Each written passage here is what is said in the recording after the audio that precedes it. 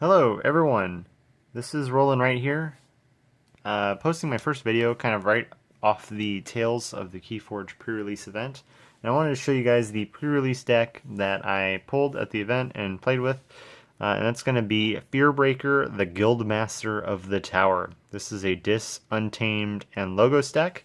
I thought this was a phenomenal name, and I'm okay with the faction combination here. I kind of just wanted to avoid Mars primarily, but I'm a little bummed out that I didn't get Brobnar or Sanctum, which were kind of the factions that I was looking forward to. But let's go ahead and get right into it with our first discard. We have Arise. Rise is a phenomenal card. When you play it, you choose a house, you return all creatures of that house from your discard pile to your hand and gain a chain. It's a really, really strong card. With this deck, ideally, you want to have it with a deck that has a lot of disc creatures, which, as we'll see, this deck does have. So you get a lot of those disc creatures in your discard pile early on, and then you play Arise, and you get to have a big turn with this later on in the game. Our second card is Control the Weak, and also a really good card. You gain an Amber, and essentially you force your opponent to play one of their 3 houses on the following turn.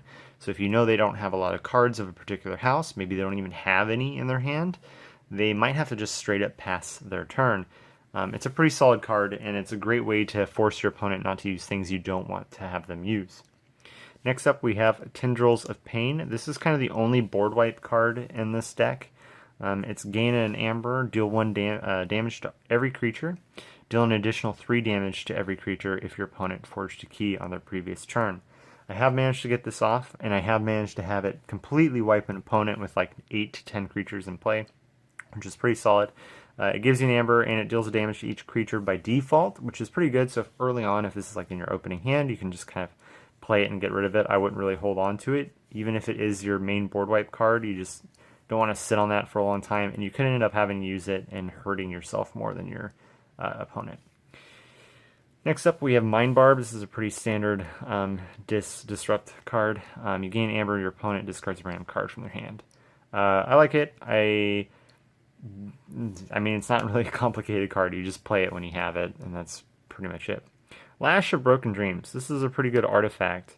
As an action, keys cost an additional 3 during your opponent's next turn. So this deck doesn't have a lot of... This deck pretty much doesn't have any stealing, almost. I think it has maybe 1 or 2 cards that steal. So for the most part, this is a pretty solid way to keep your opponent from forging their keys and then using cards that capture, or if I do have a few that steal, using those to kind of then get that Amber back before they can forge their key. Then we have Life Ward, a pretty common discard to see around, even though it's uncommon.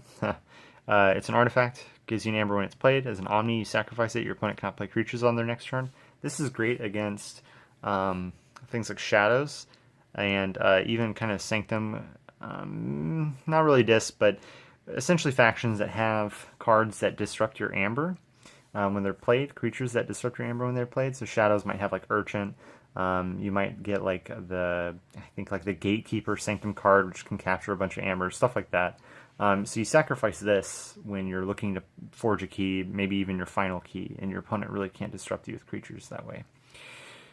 Next up, we get to our creatures. We have Charette. This is a pretty... I enjoy Charette quite a bit. It's a 4-power creature, and when it played, it captures 3 Amber. This card is really good in some ways. It's not like mind-blowing or anything, but it's just great at slowing down your opponent.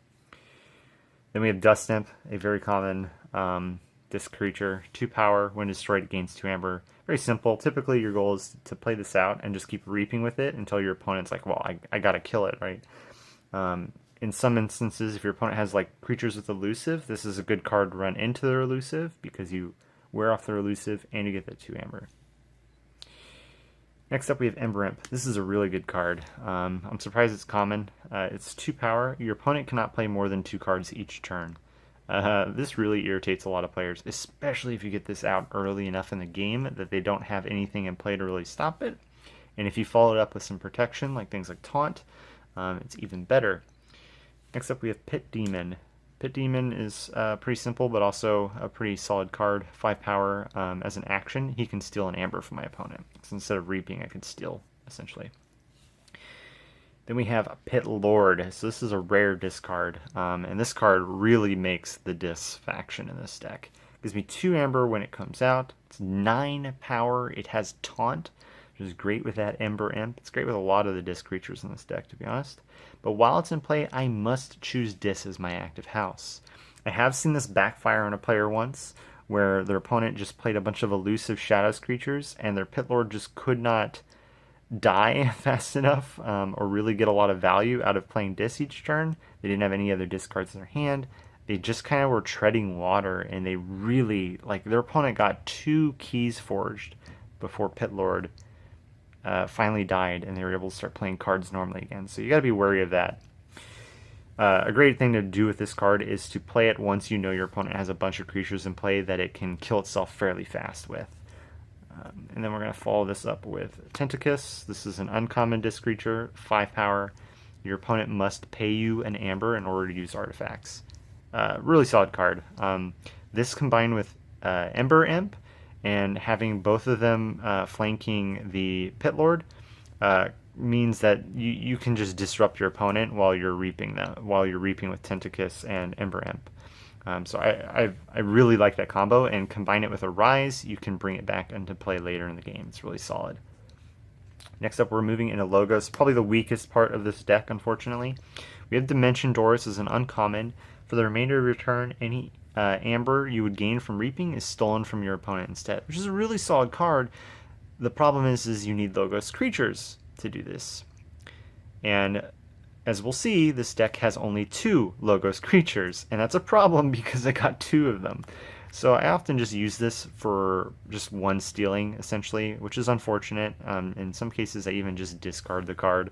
It's kind of a dead card in the deck. I also have Effervescent Principle. Each player loses half their chains rounded down and half their Amber rounded down, gain 1 chain. This is a pretty solid card. This deck is really about disrupting Amber. And Effervescent Principle, of which I have 2 of them, does a good job at that. Then we have Labwork, standard Logos card, gain an Amber or carve a card. I am not opposed to archiving Effervescent Principle or even archiving Dimension Door until I have those 2 Logos creatures in play. This is also great with things like a Rise, so you can bring it in much later in the game when it's much more valuable to you. Twin Bolt of Mission, this is a very standard Logos card. Gain an Amber, deal 2 damage to 2 creatures. I have 2 of them. It's good against Shadows. It's good against really any low health creature that has like an elusive or is just a pain in the butt to get to because of things like Taunt. Then we have Anomaly Exploiter.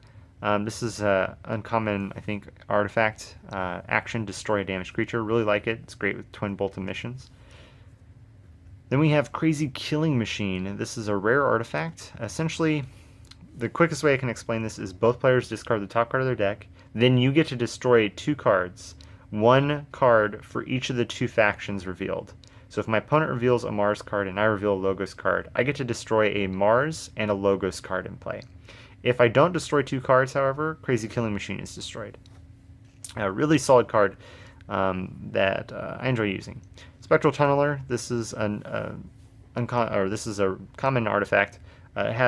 Gives me an Amber, and then as an action, I can choose a creature. For the remainder of the turn, that creature is considered a flank, and it gains Reap Draw card. I have not gotten to use this card once, unfortunately, and I think it might even, no, that is a common. Once again, I only have 2 Logos creatures, so I can't really combine this in tandem with anything. It really quite sucks. And here's Logos creature number 1, Dexter, pretty common Logos creature. Comes into play, capture an Amber, and then when it's destroyed, I put it on top of my deck. There really isn't any fun combos with this. I typically just try to get these in play, capture an Amber, and then get Dimensional Door and Reap to steal an Amber. There's nothing fancy about them. I will potentially, with Crazy Killing Machine, run Dexter into an enemy creature. Dexter goes to the top of my deck, trigger Crazy Killing Machine, and then I can essentially guarantee that I get to kill a Logos creature. So if my opponent has Logos cards in play, I can use it that way. And then lastly, we have another Dexter. So you might have noticed I have a bunch of doubles of my Logos cards, which does not help me, to be honest, especially since I have only 2 creatures within that faction. And lastly, we move on to my Untamed faction with Fogbank. This is a pretty solid action card. Gain an Amber. Your opponent cannot use creatures to fight on their next turn. This is pretty solid, especially if I have, maybe I put in a bunch of Untamed stuff this turn. I throw in Fogbank. That way I have a more guaranteed big turn. I will be honest, this isn't a great card for this deck, just because the Untamed creatures don't benefit from it as much as I would like to. It'd be really nice if this was an artifact, or I don't even know. This would be nice if I would be able to combine it with Logos cards, because oftentimes, once again, I don't have a lot of Logos creatures, and Logos isn't really about slowing the enemy down. So it does kind of suck that I can't combine this with anything, but it's exacerbated by the fact that I have two of them. But at the very least, it generates some Amber. So there's that. I have Grasping Vines. This is a little bit better. It's an Amber, return up to 3 artifacts to their owner's hand. This is always a pretty solid card. There's not really any artifacts in my deck that I benefit from using this with, but if my opponent ends up getting a bunch of artifacts to play, and it's also return up to. So if you get this like turn 1, you can still play it to just get the Amber. You can return 1, 2, 3, or none artifacts, which is pretty solid. Next up, we have Nocturnal Maneuver. This is an action card, also a pretty solid card. Gain an Amber, exhaust up to 3 creatures. So you can exhaust 0, 1, 2, and 3 creatures. This card is pretty much always good throughout the game. Yeah, not much else to say about it. Then we have Regrowth. This is a very standard and a very solid Untamed card. You gain an Amber, return a creature from your discard pile to your hand. Typically you'll want to choose an Untamed creature so you can play it right away. And you'll see this is actually, there's a specific creature in Untamed that I have that is really solid with this. Next up we have Dust Pixie. So we're already getting into our creatures here because we have quite a few of them. Dust Pixie is a very standard card. Gain 2 Amber, it's just 1 power creature. Typically your opponent's just going to use some kind of action card to kill this. Whether it be Seeker Needle artifact or Twin Bolt Emissions, stuff like that. It usually doesn't live for very long, but at least you get your 2 Amber for playing it. And unfortunately, this does not benefit my deck at all. It doesn't combine very well with any of the cards in my deck. Next up we have Snufflegator, 4 power, Skirmish. It's a beast, which you'll see matters in a little bit. Then we have Niffle Ape. This is a 3 power beast Niffle. While Niffle Ape is attacking, it ignores Taunt and Elusive, which is really solid. A lot of times opponents forget that, and so this is really good against Shadows, because a lot of Shadows cards have less than 3 health, and they have Elusive. They might be paired with a Sanctum card that is Taunt. It's cool because I have 2. It's cool because I actually have 3 of them. And what's even cooler is I actually have a Niffle Queen, which makes it so that each other friendly beast gets +1 power, and each other friendly Niffle creature gets +1 power. So my Niffle Apes essentially become 5 power creatures. My Niffle Queen is also sitting at a 6. Combine this with Regrowth. If Niffle Queen gets taken off, or if maybe a Niffle Ape gets taken out, I can use Regrowth to bring them back into play. And then to end this deck, we have Way of the Bearer. Now, I'll be honest, this hasn't really benefited me almost at all. It's just Assault 2, and you get an Amber. I mean, in a way, it's kind of like you're boosting the power of a creature by 2, but this isn't really a beneficial card to me in any kind of like capacity. And that's about it. That's about it for Fearbreaker, the Guildmaster of the Tower. I do enjoy the deck. I especially enjoy the disc. I think the disc kind of setup in this deck is really solid. The Logos is definitely the weakest part. Untamed is okay. It's not game breaking or anything like that. The 3 Niffle Apes and the Niffle Queen, I sometimes get these out. Actually, I think in like the 4 games I played, I did get these 4 creatures out at the same time 2 or 3 times. I think I very closely got it 3 times. So that's cool. And the disc is just really what carries this deck. I don't think the deck is phenomenal. I don't think it's like... if I had to tier it, I'd probably say this is a C tier deck. It's just kind of normal, and that's mostly in part because the Logos is really holding it back, like super hard.